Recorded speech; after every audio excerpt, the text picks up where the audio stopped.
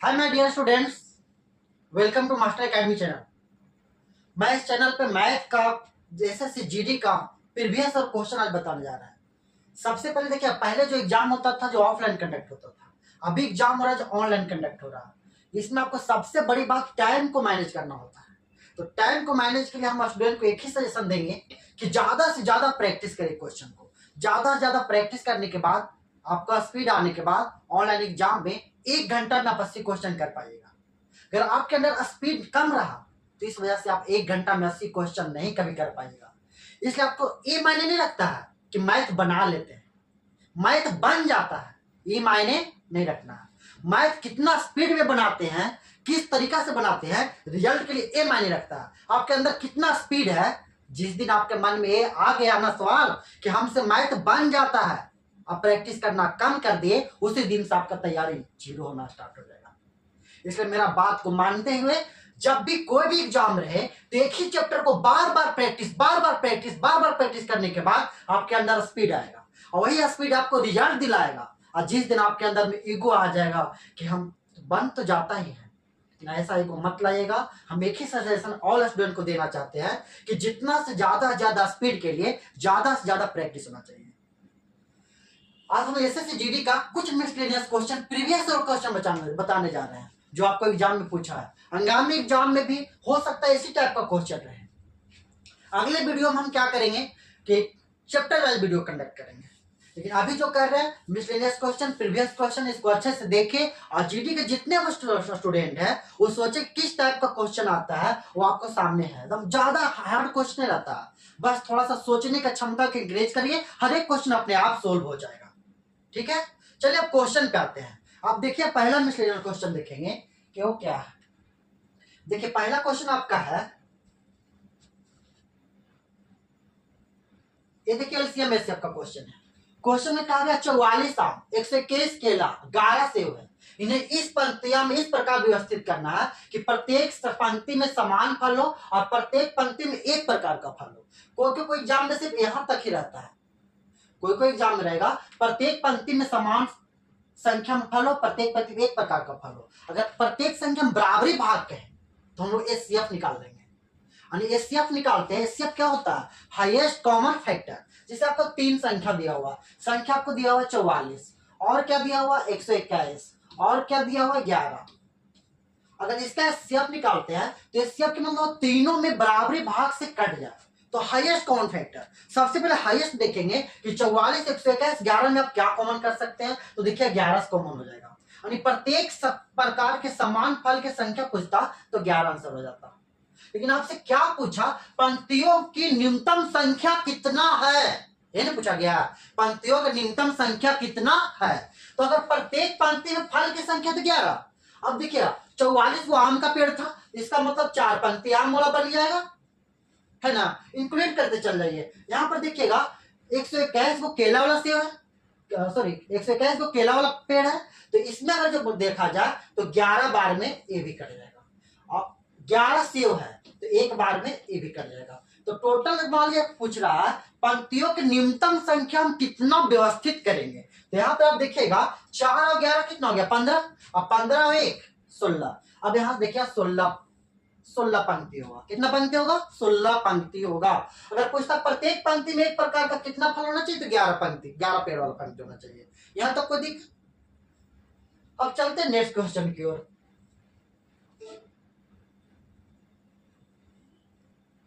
देखिएगा ये आपका टाइम इनवर का क्वेश्चन है। शायद 8 दिनों तक काम करने के बाद राखी को पता चलता है कि अभी केवल 10% काम पूरा हुआ।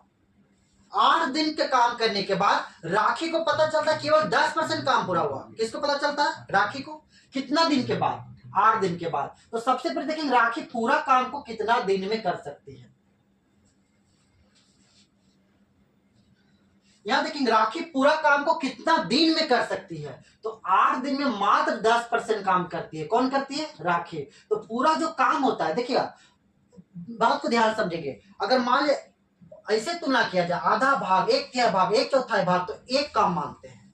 कोई भी काम, कोई भी वस्तु अपने आप में एक भाग होता है, और परसेंटेज में कितना परसेंट होता है, तो 100% होता है। कोई भी काम अपने आप में एक काम, अब परसेंटेज पूछे तो 100%। तो जहां पे परसेंटेज इंक्लूड रहे तो वहां पे 100% काम मानेंगे। जहां पे परसेंटेज इंक्लूड रहे वहां पर कितना परसेंट काम मानेंगे? 100%। और जहां पे परसेंटेज इंक्लूड नहीं रहे, एक दिहाई भाग रहे, तो एक का मान को लेकर चलना है। ठीक है, तो यहाँ पे कह रहा कि 10% काम पूरा हुआ, तो परसेंटेज एक अनुपाती राशि है। रेशियो नंबर को नीचे रखना है और निश्चित राशि को ऊपर रखना है। तो 8 दिन आपका निश्चित राशि हो गया। 8 दिन के बाद काम करने के बाद राखी को पता चला केवल 10% काम पूरा हुआ। तो 8 दिन में क्या परसेंट? 10%। अब पूरा काम होता है अपने आप में कितना परसेंट? तो 100%। इसका मतलब राखी नाम की कोई लड़की है, वो काम को 80 दिन में समाप्त कर सकती है। कोई भी क्वेश्चन रहे, पूरा क्वेश्चन एक बार नहीं पढ़िए, और स्टेप बाय स्टेप पढ़ते जाइए, अब बनाते जाइए, अंतिम स्टेप में आपका आंसर आ जाएगा। इससे आपका टाइम का सबसे पहला कंडीशन, आपको टाइम का बचत होगा। ऑनलाइन एग्जाम में सबसे पहले टाइम को बचत करने के लिए सीखना चाहिए कि टाइम को बचत होगा कैसे। अगर एक ही क्वेश्चन को 2 बार पढ़ते हैं तो उसमें आपका कम से कम तो एक क्वेश्चन पे 10 सेकेंड बर्बाद हुआ एक क्वेश्चन पे। तो इसी प्रकार से प्रति क्वेश्चन में 10-10 सेकंड बचाया जाए तो 80 सेकंड में कैलकुलेशन कर लीजिए, 80 क्वेश्चन में कैलकुलेशन कर लीजिए, 800 सेकंड आपका बचेगा।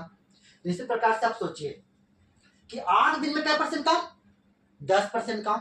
तो 8 दिन में 10% काम, तो 100% काम कितना दिन में? 80 दिन में। तो पहला स्टेप तो हो गया। अब दूसरा स्टेप में पढ़ते हैं, वह पूनम को काम पर रखती है जो राखी से 10% अधिक कुशल है। तो यहाँ पे राखी और पूनम का क्षमता निकालते हैं, राखी अनुपात पूनम।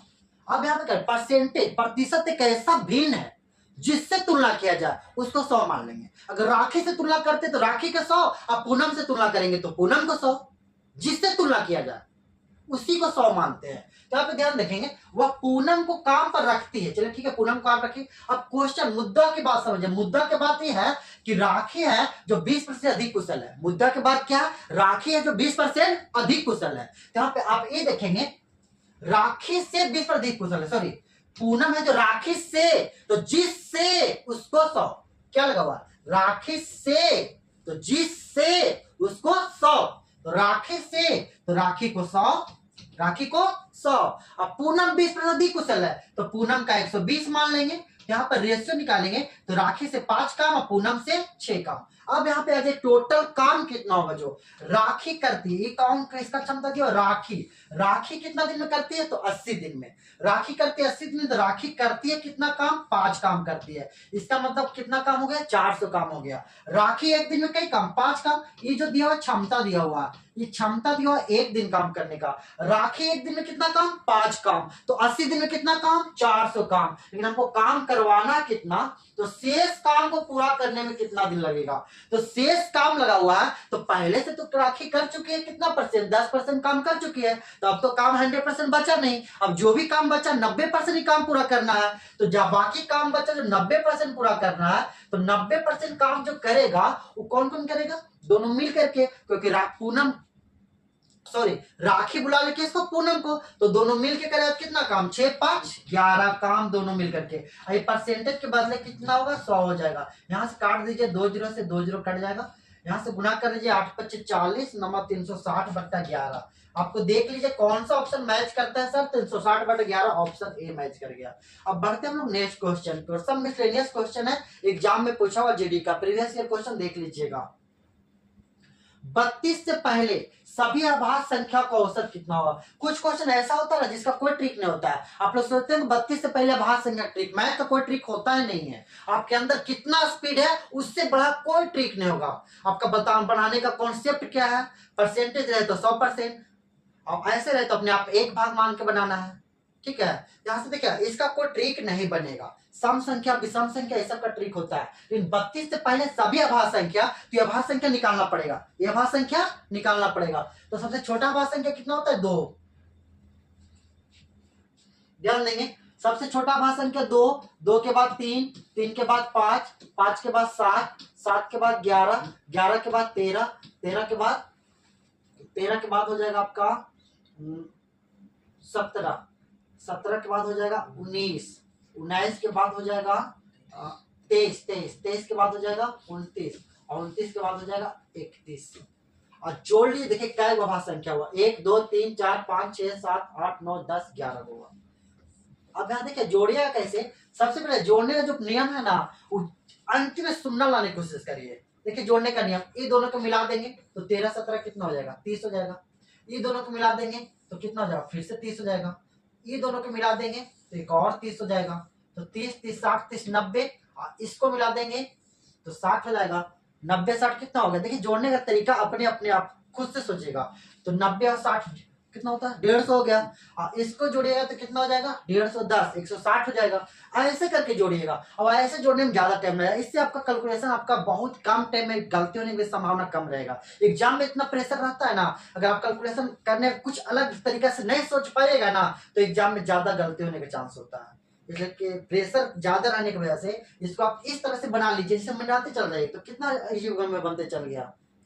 यहाँ से जोड़ने के बाद कितना 160 है। 160 को हम 11 से भागा देंगे, तो 11 से भागा दीजिएगा तो 11 एकम 11 हो गया। बचा कितना, बच गया कितना, 5 बच गया। तो 0 44 4 आने के 5 4 हो जाएगा आपका ऑप्शन नंबर 3।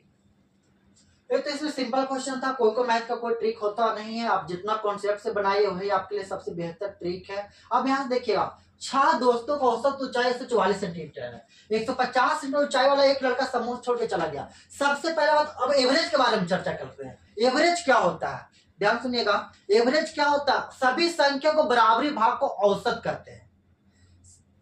सभी संख्या को बराबरी भाग को औसत कहते हैं। जबकि सर सभी संख्या बराबरी भाग को क्या बोलते हैं, औसत कहते हैं। तो ध्यान देंगे, 6 दोस्तों का औसत ऊंचाई कितना 144 सेंटीमीटर है। 6 दोस्तों का औसत ऊंचाई 144 सेंटीमीटर है। यानी 6 को फ्रेंड का सर्किल है, सबके पास 144 रुपया है। सभी संख्या बराबरी भाग औसत बोले ना, यानी 6 को फ्रेंड का सर्किल है, सबके पास 144 रुपया है। एक व्यक्ति क्या होता है, 150 सेंटीमीटर ऊंचाई वाला एक लड़का समूह छोड़ देता है। अच्छा बताएगा, सबके पास 144 रुपया था, एक व्यक्ति भाग गया, वो कै रुपया लेके भाग गया, 150 रुपया लेके भाग गया, औसत से ज्यादा लेके भाग गया ना। तो बचा समूह में कितना, 5 को बच गया। तो बताएगा औसत था कितना 144, एक व्यक्ति लेके भागा कितना 150, औसत था कितना 144, एक व्यक्ति लेके भागा कितना 150। तो पैसा कम लेके भागा कि ज्यादा लेके भाग गया, तो पैसा ज्यादा लेके भाग गया। पैसा कितना रुपया ज्यादा लेके भागा, तो 6 रुपया ज्यादा लेके भागा। अब बताइए 6 रुपया ज्यादा लेके भागा, वो एक व्यक्ति पे नुकसान नहीं होगा, जो समूह में 5 व्यक्ति हो सबके बदले लेके भागा। तो बताइए 6 रुपया लेके भागा, तो समूह में बचा के व्यक्ति, तो 5 व्यक्ति बचा। तो प्रत्येक व्यक्ति पे जो नुकसान होने वाला है 144 माइनस 6/5, तो 6 दूनी 12 कर दिए 1.2, और यहां से घटा दीजिएगा तो 142.8। देखिए कौन सा ऑप्शन मैच कर रहा है, ऑप्शन 3। यहाँ देखिए सभी संख्या को बराबरी भाग को बनाते हैं ना, मान के बनाते हैं, तो एवरेज चैप्टर में कभी दिक्कत होता है। तो एक बात को ध्यान से सुनिए, सभी संख्या को बराबरी भाग के बनाते हैं तो औसत में कभी कोई दिक्कत नहीं होगा। 6 दोस्तों का औसत भाग 144, चलिए ठीक है 144, चलिए ठीक है। आगे बताया गया एक लड़का समूह छोड़ देता, चलिए ठीक है चला गया। तो देखना कितना लेके गया, तो लेके गया 150 रुपया। जाना था कितना रुपया लेकर के 144, लेके चल गया कितना 150। तो बताइए कितना रुपया ज्यादा लेके चल गया, तो 6 रुपया ज्यादा लेके चल गया। तो समूह में जो बच रहा उसका पैसा लेके भाग गया ना, कोई एक व्यक्ति को लेके भागा नहीं। तो 6 रुपया 5 व्यक्ति के बदले लेके भाग गया, तो प्रत्येक व्यक्ति को 1.2 का नुकसान हुआ। तो पहले जो एवरेज 144 था 1.2 घट जाएगा, 142.8 हो जाएगा। ऐसे भी बना सकते हैं, और ना तो एकक नियम से बना सकते हैं। एकक नियम से बनाइए, 6 दोस्तों का औसत भार 144, तो 6 व्यक्ति में से प्रत्येक का भार 144 में 6 कर देंगे। फिर 150 चला गया तो 150 घटा देंगे। फिर देखिए समूह में 5 व्यक्ति बचा तो 5 से भागा दे देंगे, इससे भी वही आंसर आएगा।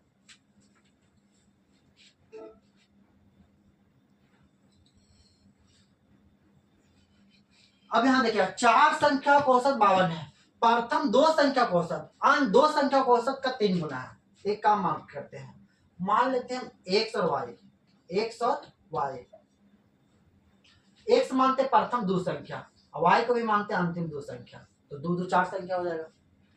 इसमें संख्या x y माने एक से जो 2 संख्या के पेयर है, और y है जो 2 संख्या के पेयर है। जैसे करा उसे क्वेश्चन मानते चल रही है, x भी 2 संख्या के पेयर है और y भी 2 संख्या के पेयर है। लेकिन यहाँ पर क्या रहा, प्रथम 2 संख्या का औसत अन्य 2 संख्या का औसत का 3 गुना है। अब यहाँ देखिएगा एक भाग तो ये 2 भाग। इस जिक्र किया गया औसत के बारे में। देखिए तो 2 गुना के 3 गुना। एक बार फिर से क्वेश्चन को देखते हैं। प्रथम 2 संख्या का औसत, प्रथम 2 संख्या का औसत 1 सेकेंड, हाँ ठीक है, अन्य 2 संख्याओं का औसत का 3 गुना है, तो इसका 1 तो 3 हो जाएगा। अब औसत दिया हुआ तो इसका क्या निकालेंगे, योग निकालेंगे। क्या निकालेंगे, प्रथम 2 संख्या का औसत 3, यानी 2 संख्या का 3 तो योग हो जाएगा 6।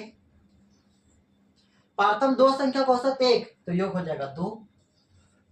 अब क्वेश्चन में कह रहा प्रथम 2 संख्या का योग कितना है। जब औसत 52 है तो 4 संख्या का औसत 52, तो टोटल योग कर लीजिए 4 गुने 52। अब यहां से टोटल योग कर लीजिए 6 2 8। निश्चित राशि योग 4 गुने 52, और अनुपातीय राशि योग 6 2 8। अब कह रहा प्रथम 2 संख्याओं का योग, तो प्रथम 2 संख्याओं का योग 6, तो 6 से गुना कर दीजिए। यहां से काट दीजिए 4 दूनी 8, यहां से 2 से काट दीजिए, कितना बार कटेगा 26 बार में, और 26 गुने 6, 6 6 36, इकाई 36 में 4 में।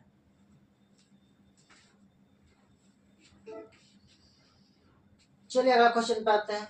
एक बस अपने निर्धारित समय से 60 मिनट देरी से रवाना होता है, लेकिन 300 मिनट दूरी गंतव्य स्थान पे पहुंचने के लिए उसकी समान चाल में 10 मिनट वृद्धि किया जाता है, तो बस का समान चाल क्या है। आप लोगों को पता है एक निश्चित दूरी को जब 2 अलग अलग चाल से तय किया जाता है, तो जाहिर सी बात एक समय का अंतर होगा। अगर एक निश्चित दूरी को 2 इक्वल चाल से तय करेगा, तो कभी समय का अंतर होगा ही नहीं।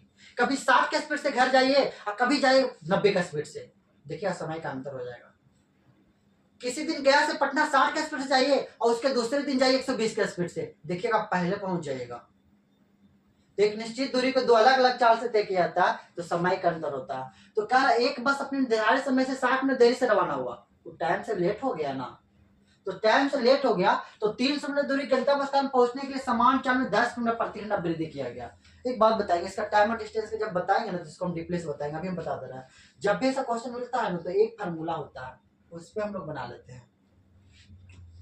देखिए आप चाल का अंतर ऊपर लेते हैं, ठीक है, सॉरी 1 सेकेंड।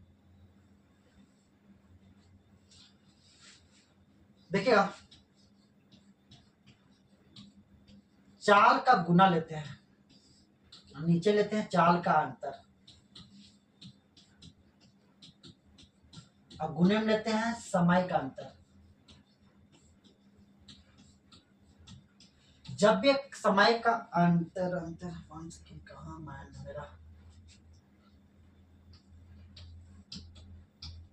तो इससे निकलता है दूरी।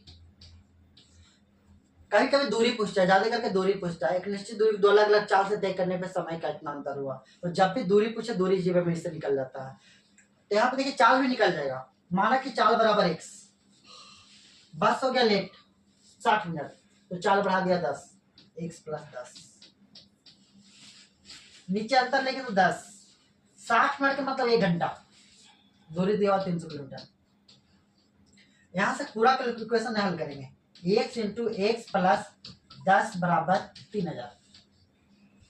कितना आया 3000। अब x का मान कौन सा ऑप्शन उठा ले ताकि आ जाए कितना 3000।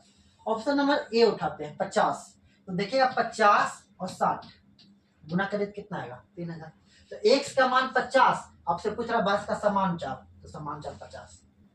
और ना तो 1 सेकेंड, इसको एक और मेथड से बना सकते हैं, इससे ज्यादा बेटर रहेगा।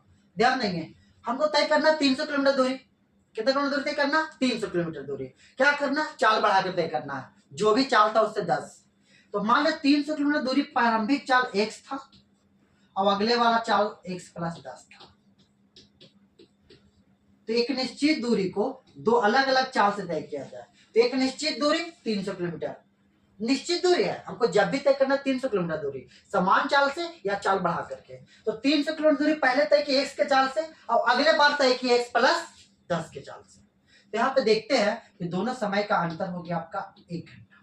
कितना घंटा हुआ 1 घंटा हुआ ना। 300 किलोमीटर दूरी x के चाल से और 300 किलोमीटर दूरी x + 10 के चाल से, तो यहाँ पे हुआ ना दोनों समय का अंतर 1 घंटा। चलिए देखते हैं। अब यहाँ से देखिए हम ऑप्शन उठा लेंगे। 60 से तो ये कट जाएगा, लेकिन 60 10 70 से नहीं कटेगा, ये तो पहले फ्लॉप हो गया क्योंकि समय पूरा 40 से तो ये नहीं कटेगा, काट दीजिए। तीसरा कहीं भी नहीं कटेगा।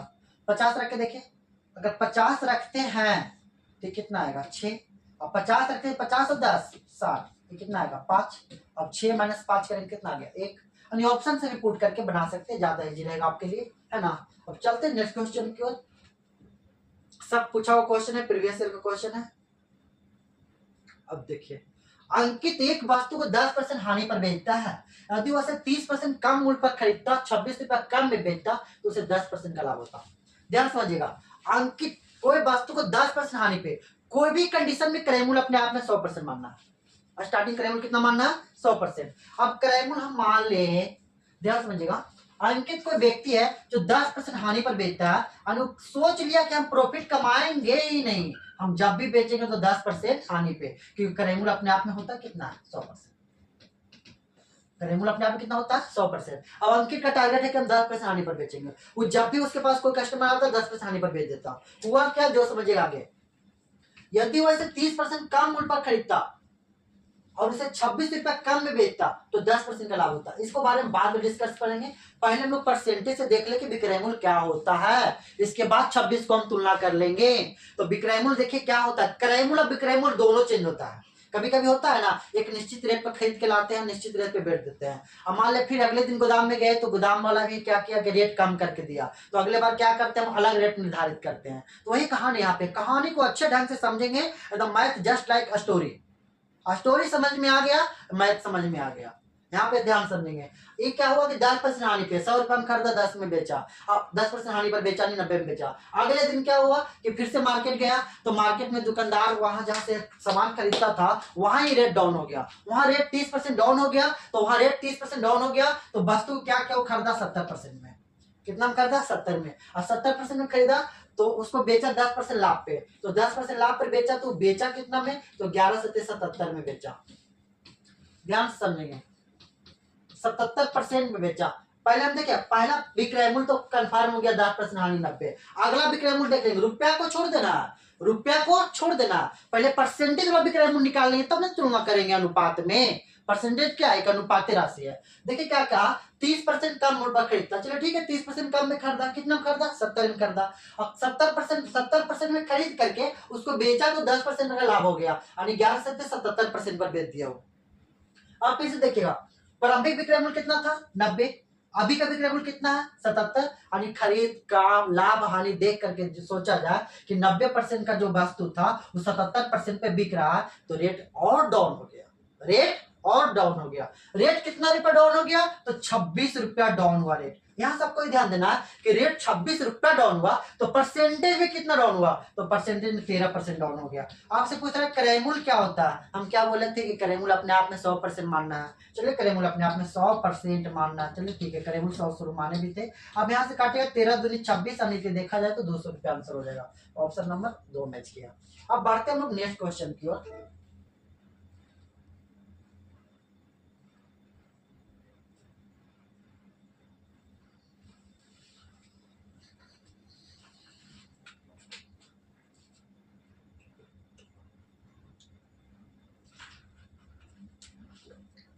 ध्यान देंगे, 1 सेकेंड, 337 ग्राम 33 kg। इस क्वेश्चन में थोड़ा सा टाइपिंग करते हुआ ये देख लीजिए, 337 ग्राम नहीं 33 kg होना चाहिए यहाँ पे। चलिए पढ़ते हैं। 22 विद्यार्थी को औसत भार 42 kg है। 22 औसत है कितना, तो 42 kg है। हुआ क्या जो देखेगा, 33 kg और 40 kg, तो 33 kg और 40 kg जोड़ा जाए तो 72 kg। दो नए विद्यार्थी शामिल हुआ 72 kg का, तो ठीक है, दो नए विद्यार्थी है, कई विद्यार्थी हो जाएगा 24 विद्यार्थी। पिछला क्वेश्चन में था कि एक विद्यार्थी चला गया, इसमें एक विद्यार्थी आया, तो अगर पैसा कम लाएगा तो 24 का नुकसान हो जाएगा ना, सब क्या बोले बराबर बांटो, और गया तो जो बचा उसको नुकसान होगा। और कोई व्यक्ति आ गया तो पूरे समूह में देखना है कि व्यक्ति कितना होता है। ये 6 पहला क्वेश्चन बताए थे, 6 व्यक्ति में एक व्यक्ति गया तो समूह पे प्रभाव पड़ा था 5 व्यक्ति पे। क्या 22 व्यक्ति में से 2 व्यक्ति आ गया तो समूह पे प्रभाव पड़ा 24 व्यक्ति पे। देखिए 33 kg और 40 kg लाया क्या रुपया 72 रुपया लाया।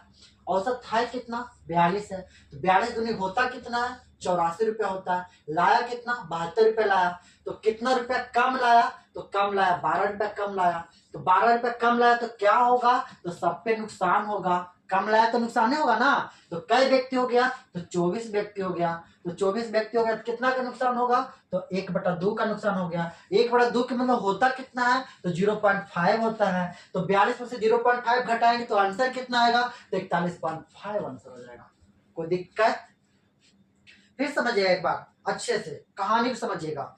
हुआ क्या कि 22 विद्यार्थी था, सबके पास 42 रुपया था। विद्यार्थी क्या हुआ, 2 विद्यार्थी और आ गया, तो 2 विद्यार्थी और आ गया तो 33 केजी और 40 केजी का आया, तो कै रुपया लेके आया 72 रुपया। एवरेज के अनुसार देखते हैं तो 42 दूनी होता कितना, 42 दूनी हो जाएगा 84 रुपया।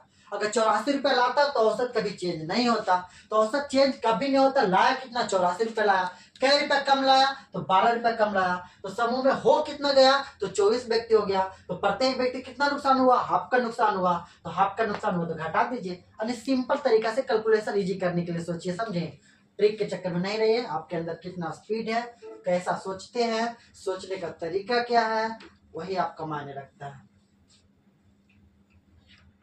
क्या है, 2 वर्षों के लिए एक निश्चित ब्याज दर पे मूलधन पर साधारण ब्याज चक्रवृद्धि ब्याज का मासा 12,800 14,400 है, तो मूलधन कितना है। ध्यान देंगे, इसको आप लोग जानते हैं 2 तरीका से हम सब बनाते हैं। पहला तरीका है, को ट्रिक याद रख लीजिए। अगर ब्याज का दर पूछता है क्वेश्चन में, ज्यादा करके कहा मूलधन लिखा हुआ है ना, यहाँ पे कहीं कहीं ज्यादा करके क्वेश्चन हमेशा रनिंग क्वेश्चन है, हर एग्जाम में आते रहता है। ज्यादा करके दर पूछता है, तो दर निकालने के लिए एक फार्मूला हम लोग बैठा दिए हैं, इसको आप लोग कॉपी पे लिख लीजिए, बहुत अच्छा बेटर रहेगा, क्योंकि क्वेश्चन बहुत ज्यादा भी है। एएसआई तथा सीआई का अंतर लेना है।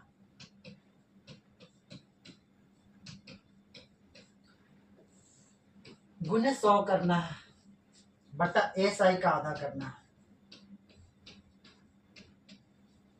ये कैसे होता है ये बता देंगे, ट्रिक कहां से निकला जो। ध्यान देंगे, ज्यादा करके क्वेश्चन में दर पूछता है, तो दर निकालेंगे कैसे, एएसआई तथा सीआई का अंतर। तो देखिए घटाया कैसे, 12,800 है तो इसको 13,000 मान लीजिए। अगर 14,400 में 13,000 घटाते हैं तो 1,400 बचा, 200 रुपया ज्यादा घटा दिए तो 1,600 रुपया हो जाएगा। तो 1,600 गुने 100 बट्टा एएसआई का आधा, तो 12,800 के आधा लेंगे तो 6400 हो जाएगा। अब यहाँ से काट दीजिए, 2 जीरो से 2 जीरो काट दीजिए, 16 चौके 64 काट दीजिए, 4 से काटिए 25% आपको हो गया, 25% रेट आ गया। अब बताएगा 2 वर्षों में निश्चित ब्याज दर पे 2 साल का साधारण ब्याज है 12,800। चलो ठीक, मेरा बात को ध्यान से समझेंगे। 1 साल का ब्याज जब 25% हो गया तो 2 साल का ब्याज हो जाएगा 50%। अगर 1 साल का ब्याज 10% हो गया तो 2 साल का ब्याज हो जाएगा 20%। यहाँ पे वार्षिक रेट हम निकाल दिए 25%, तो 2 साल का ब्याज हो गया 50%। अब मूलधन होता है कितना, तो अपने आप में 100%। गुना कर दीजिए,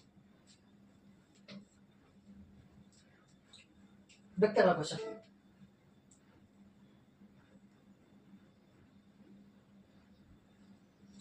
एक कुर्सी का अंकित मूल्य उसके क्रय मूल्य से 20% अधिक है। एक बात बता रहे हैं, आप लोग एक से मान के भी बना सकते हैं, चाहे ऐसे भी तुलना करके बना सकते हैं। चलिए इसको बनाते हैं, क्वेश्चन अनुसार चलते हैं। एक वस्तु का अंकित मूल्य क्रय मूल्य से 20% अधिक है। अंकित मूल्य क्रय मूल्य से 20% अधिक है, एसपी का जिक्र न करें, एमआरपी लिख दीजिए यहाँ पे। एमआरपी अधिक है किससे, सीपी से। किससे तुलना, क्रय मूल्य से। किसको 100, क्रय मूल्य को। एमआरपी 20% अधिक है, एमआरपी मान लेंगे 120%। रेशियो निकाल लीजिए तो 5:6। अनुपात मान में 1 मान लीजिए, 5:6x। 20 रुपया की छूट के बाद कुर्सी 220 रुपया में बेचा गया। एमआरपी है कितना 6x, 20 रुपया छूट देंगे, 6x - 20। बेचे कितना में, 220 में बेचे। अब 6x बराबर होगा कितना, 240 हो जाएगा। x का मान कितना निकलेगा, x का मान निकलेगा 6 चौके 24, 40 निकलेगा। अब x का मान जब 40 निकलेगा, वस्तु का क्रय मूल्य पूछ रहा है, तो 40 पचे कितना हो जाएगा, 200 रुपया हो जाएगा। 40 पचे 200। कोई दिक्कत यहाँ तक। अब देखते हैं यहाँ पे नेक्स्ट क्वेश्चन की ओर, देखिएगा ध्यान समझिए। नेक्स्ट क्वेश्चन इसी को देखते हैं। एक कुर्सी का अंकित मूल्य से क्रय मूल्य से 20% अधिक है। ये एक मान के बनाने वाला मेथड, तो ऐसे थोड़ा सा लंबा चल रहा है। एक काम करते हैं, कुछ अलग तरीका से सोचते हैं। कुछ अलग तरीका सोचते हैं इसके लिए।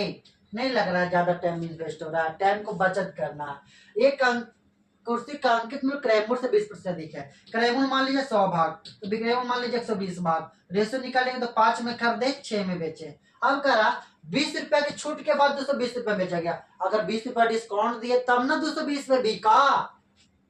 अगर नहीं डिस्काउंट देते तो 220 और 20 कितना हो जाएगा, 240। कोई भी कस्टमर आता है तो हम बोलते हैं 20 रुपए जाओ ना डिस्काउंट कर देते हैं, 220 रुपए दो। लेकिन यहाँ 20 रुपए डिस्काउंट करने के बाद 220 हो गया। अगर हम डिस्काउंट नहीं देते तो वस्तु बिकता कितना में, तो 240 में बिकता। तो एमआरपी का निश्चित राशि मान 240, एमआरपी का अनुपात राशि मान 6। क्रयमूल्य पूछ दिया तो 5 भाग कर लीजिए, 6 से काट लीजिए, 40 25 200, यही ठीक है। 40 25 200। लेकिन पूछा जा रहा है क्या कि लाभ परसेंट कितना है, तो ये आपका क्रयमूल्य आ गया 200। अब विक्रय मूल्य 220 रुपया आपको दिया हुआ, 220 रुपया में बेचा गया। अब बताएगा क्रय मूल्य कितना आ गया 200, बेचे कितना 220, तो लाभ कितना हुआ 20 रुपया। किससे, क्रय मूल्य से।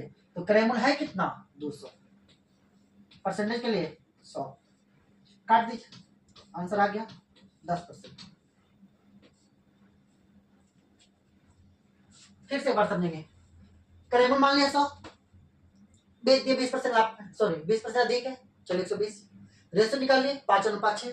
फिर कह रहा कि 20 पर डिस्काउंट बेचे तब बिका 220 रुपए में, तो 20 पर डिस्काउंट दिया तब बिका 220 रुपए में। इसका मतलब एमआरपी का मान 240, तो 6 का मान 240, तो 5 का मान कितना है 200। अब क्रयमूल्य पूछता तो 200 आंसर होता। कह रहा कितना परसेंट का लाभ हुआ, तो हम देखेंगे बेचते थे कितना में 220 रुपए में बेचते थे, तो 20 रुपए का लाभ हुआ। किससे, लाभ वाले जब भी होता है तो पूंजी से होता है। अगर पूंजी आप इन्वेस्ट नहीं करेगा तो न लाभ होगा न हानि होगा, ये बात याद रखिएगा।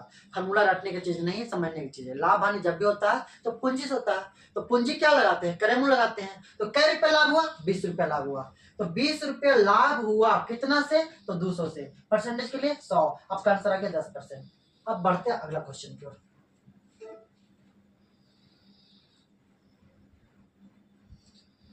एक निश्चित धनराशि साधारण ब्याज के दर पे 10 वर्षों में स्वयं का 7 गुना हो जाता है, तो 20 वर्षों में साधारण ब्याज की दर से कितना गुना हो जाएगा।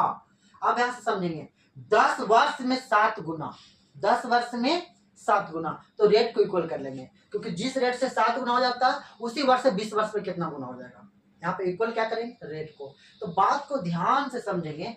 अगर जो मान लिया मूलधन अपने आप में हम लोग 100% मानते हैं, मूलधन अपने आप में 100% मानते हैं,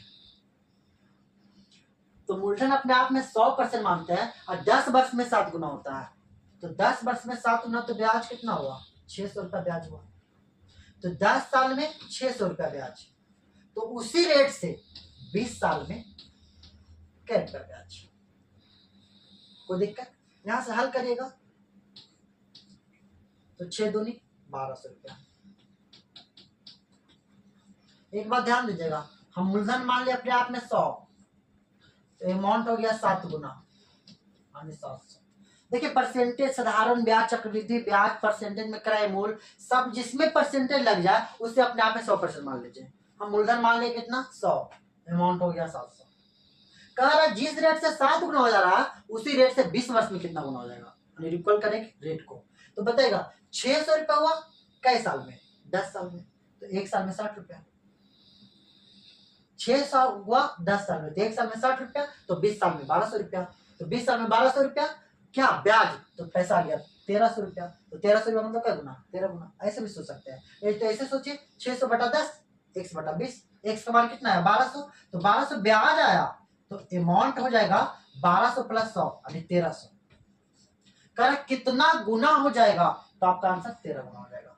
और नहीं तो सर बिना पेन उठाए हुए सोचिए ना, ज्यादा बेटर रहेगा आपके लिए। कुछ कुछ क्वेश्चन पे बाद में पेन उठा लेंगे, बिना पेन उठाए सोचिए कि 10 वर्ष में 7 गुना, तो मूलधन अपने आप में 100 होता है। 700 रुपया, कितना रुपया 700 रुपया, तो ब्याज कितना हुआ 600 रुपया।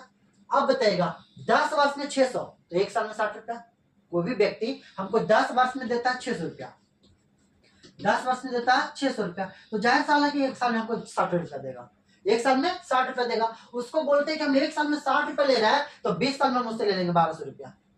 एक साल में 60 रुपया निकाल चुके हैं, तो 20 बार से में निकालेंगे, तो 20 गुने 60 करिए तो 1200 रुपया। तो 1200 रुपया, तो ब्याज हो गया 100 रुपया, तो 1200 100 कितना हो जाएगा 1300, तो पैसा हो गया 1200 रुपया ब्याज निकलता है। और मूलधन हमेशा अपने आप में 100 होता है। अब बाद में अकाउंट में पैसा जब निकाले जाएगा ना, तो ब्याज और मूलधन के साथ मिलता है। तो मूलधन था 100 रुपया, अब पैसा मिला 1200 रुपया ब्याज, तो टोटल हो गया 1300 रुपया। पैसा था 100 रुपया, मिला 1300, तो 100 रुपया जब 1300 रुपया हो जाए तो समझ जाए 13 गुना हो गया। तो वेरी आसान क्वेश्चन था ये। अब देखते आगे।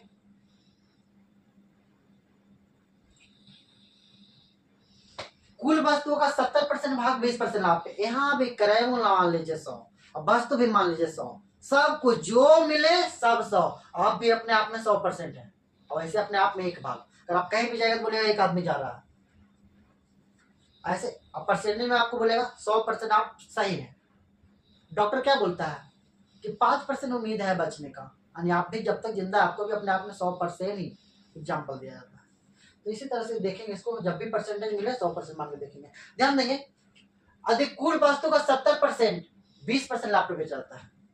कुल वस्तुओं का 70%, यानी 100 वस्तु मान लीजिए, 1 सेकेंड बार बार, कई वस्तु मान लीजिए 100 वस्तु मान लीजिए, इसको बेच दीजिए, 70 वस्तु बेच दीजिए 20% लाभ पे, बाकी बच गया 30 वस्तु, इसको भी बेच दीजिए 10% हानि पे। देखिए कै रुपया मिलता है, 12 से 8400 रुपया मिला यहाँ पे, 9 2700 मिला यहाँ पे, 8400 2700 जोड़ लीजिए कितना आएगा, 0 0 7 4 11 और 8 2 10, देखिए 11,100। अब यहाँ देखिए 100 वस्तु को जब बेचते होंगे तो 100 रुपया करके बेचेंगे तो 10,000 में बिकेगा। मिला कितना 11,100, 2 जीरो काट दीजिए, आराम से तुलना हो जाएगा। क्रयमूल्य कितना 100, अभी क्रयमूल्य कितना 111, तो पैसा देख लीजिए कितना परसेंट, 100 से कितना ज्यादा है, 11 ज्यादा है, 11% आंसर। चलिए देखते हैं नेक्स्ट क्वेश्चन को। क्वेश्चन बहुत आसान था, ज्यादा हार्ड नहीं था, ठीक है।